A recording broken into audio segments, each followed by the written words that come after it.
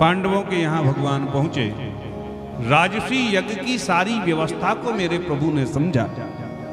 पांडव बोले, प्रभु और तो संपूर्ण देश के राजाओं की स्वीकृति आ गई है, पर मगध का जो राजा है ना जरासंध, उसने अभी तक अपनी स्वीकृति नहीं भेजी है।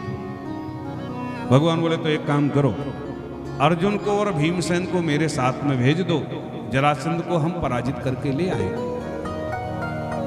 भीमसेन और अर्जुन को अपने साथ में लेके द्वारकाधीश प्रभु मगध के लिए प्रस्थान किए।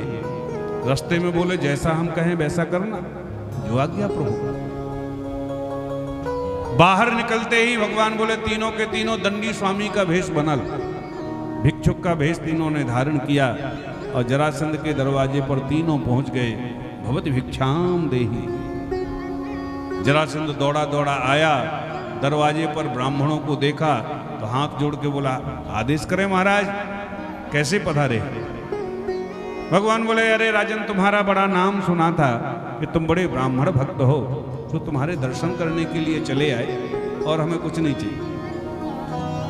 जरासंध बोला, महाराज, आप ब्राह्मण देवताओं की कृपा से ही आज जीवित हूं। इस दुष्ट द्वारकाधीश ने 17 बार हराया मुझे, पर आप लोगों के आशीर्वाद से फिर मैंने भी ऐसा हराया कि मेरे डर के मारे समुद्र में घुसा बैठा है। आदेश करें महाराज। भगवान बोले, हम जो मांगेंगे वो मिलेगा क्या? जरासंध बोला, महाराज, ब्राह्मण तो प्राण भी मांगे तो भी मैं 1 मिनट में दे दूं। तो भगवान बोले, राजन, यदि देना चाहते हो तो हम आपसे भिक्षा में द्वंद्व युद्ध चाहते हैं। युद्धम नु देहि राजेंद्र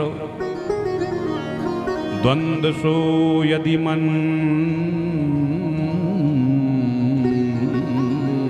से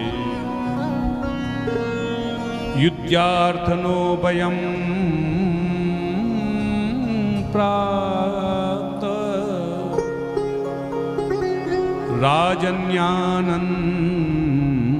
कांक्षण।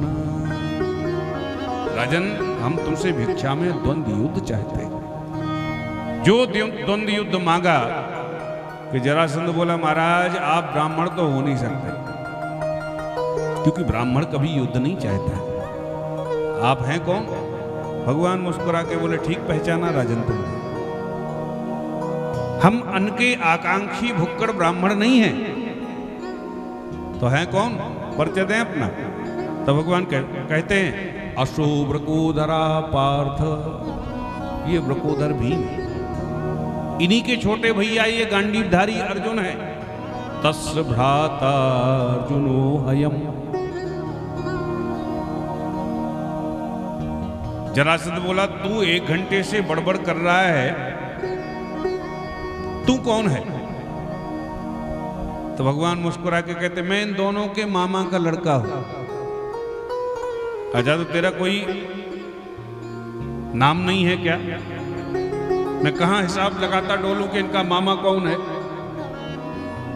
भगवान मुस्कुरा के बोले, मेरा नाम है ना, अनयो मातुले अम्मा कृष्णम जानी है तेरे कुम। मैं तुम्हारा पुराना शत्रु श्री कृष्ण मेरा नाम। कृष्ण नाम सुनते ही तो जरासंध के पैरों की जमीन खिसक गई। ओरे भगोड़े, तू फिर से आ गया मेरे सामने लड़ने के लिए? हे कृष्ण, तू जानता नहीं है, एक बार जो लड़ते लड़ते रणभूमि में पीठ दिखा के मेरे सामने से भाग जाता है, फिर मैं जीवन में उससे द्वारा कभी नहीं लड़ता, क्योंकि जानता है 17 बार हारे बैठा है। और अर्जुनोत न भवेत योधा, अर्जुन कल का बच्चा है, ये क्या लड़ेगा? हाँ, भीमस्तुल्लो बलो मम, भीम हमारे समान बलशाली है, भीमसेन से हम युद्ध करेंगे। भीमसेन तो अकड़ के खड़े हो गए, बारे हमारे सामने अर्जुन भी फेल, हमारे सामने कृष्ण भी फेल, अरे कल के बच्चे हैं, ये लड़ना झगड़ना क्या जानते। भगवान बोले, अच्छा दादा, तो देख ही जाएगा। फिर क्या था, सवेरा हुआ, एक गदा भीमसेन ने अपने हाथ में ली, एक जरासंध ने ली। और दोनों एक दूसरे के शत्रु बनके रणभूमि में घूम पड़े। सुबह से शाम तक युद्ध होता है। सूर्य जैसे ही अस्ताचल की ओर जाता है कि दोनों एक दूसरे के गले मिलते हैं और जरासंध भीमसेन को अपने भवनों में प्रवेश देता है। रात्रि में साथ में बैठ करके भोजन करते, एक दूसरे की प्रशंसा करते। अरे भैया, मैंने बड़े बड़े पहलवान देखे पर तुम्हारे जैसा नहीं। अरे आपने ऐसा दाव लगाया कि यदि मैं बच ना पाता तो आज तो चारों कोने चित्त ही हो जाते। और यदि भीमसेन के शरीर पर कोई घाव हो जाता है तो मल्लम पट्टी की व्यवस्था भी जरासंध करता है। इसको कहते हैं धर्म युद्ध। 27 दिन तक युद्ध चला महाराज, पर 27वें दिन के युद्ध में जरासंध ने भीमसेन की इतनी पिटाई करी कि नस नस ढीली पड़ गई मार। रात्रि में कृष्ण और अर्जुन तो भोजन पाके खर्राटे बजाए के सोए गए। भीमसेन को कहाँ नींद आवे, बेचारे करवट बदले। अर्धरात्रि में खड़े हुए, धीरे से भगवान का दुपट्टा खींचा। कन्हैया, भगवान चौंक के जागे। अरे दादा, आप सोए नहीं, जाओ जल्दी से सो जाओ, आपको सवेरे युद्ध करना है। भीमसेन बोले, हे कृष्ण, घर से चले थे तीनों लोग लड़ने के लिए और यहां आके उस दुष्ट से अकेले मुझे भिड़ा दिया। तुम दोनों के दोनों चकाचक भोजन पाते हो और खर्राटे बजा के सोते हो।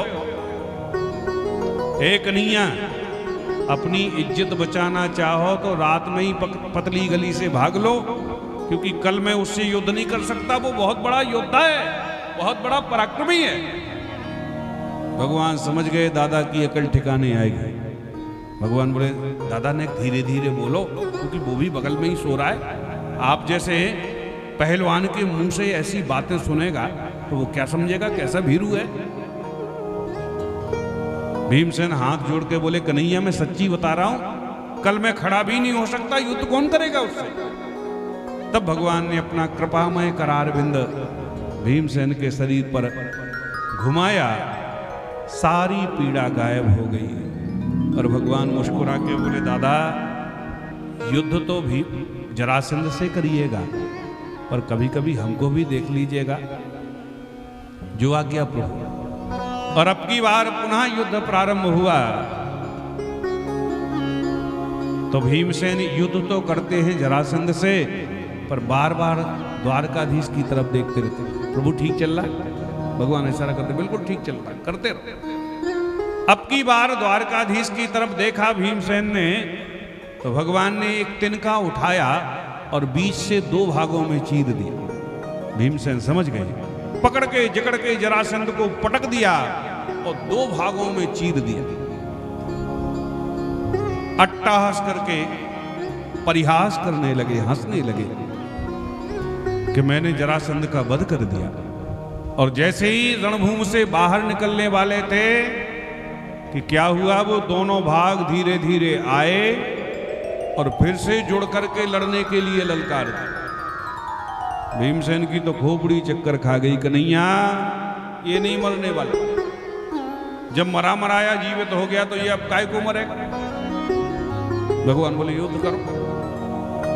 फिर से युद्ध करना प्रारंभ कर दिया। और अब की बार भगवान की तरफ भीमसेन ने देखा तो भगवान ने एक तिनका उठाया, 20 से 2 भागों में चीर के दाहिने तरफ का भाग बाएं तरफ फेंक दिया, बाएं तरफ का भाग दाहिने तरफ फेंक दिया। भीमसेन समझ गए और अब की बार पकड़ के जकड़ के जरासंध को 2 भागों में ऐसे चीर दिया जैसे उन्मत्त गजराज किसी वृक्ष की शाखा को चीर देते हैं। गुदताम पाटियामास शाखा मिव महागजा।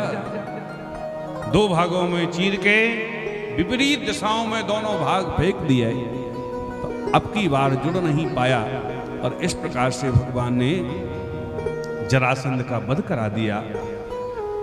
20,800 राजा कैदी बने थे जरासंध के जेल खाने में, उनको भगवान ने कैद मुक्त कर दिया। जरासंध पुत्र सहदेव भगवान की शरण में आए तो मगध का राजा भगवान ने घोषित कर दिया।